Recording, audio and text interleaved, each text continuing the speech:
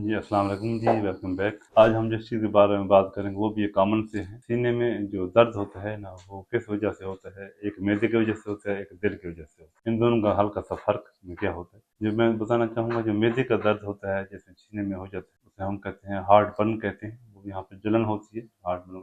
Acid reflux होता है, ऊपर आता है, तो वो आमतौर पर बाद को खाना खाने से या कुछ चीज़ ऐसी चीज़ें एसिड स्पाइसी चीज़ लेने से और बढ़ जाता है। आराम करने से या पोजीशन चेंज से कम ज़्यादा भी हो सकता है, लेकिन ज़्यादातर खाने के बाद बढ़ जाता है। और जलन की नमूद हो, वो जलन यहाँ सीने में भी हो सकती है, मैदे से ऊपर गले तक भी आ सकती है। बाज़ को ऐसा होता है कि पूरा फैल जाता है, दबाव भी डालता है सीने के ऊपर तमाम।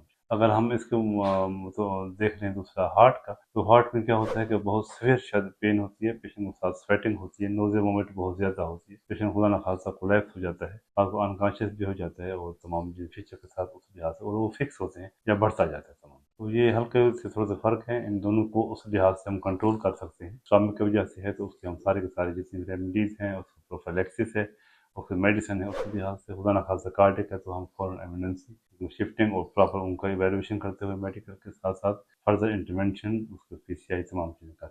लेकिन इनमें थोड़ा सा डिफरेंस यही है कि दर्द का सीने में मैदे का और दिल का इससे डिफरेंस होता है।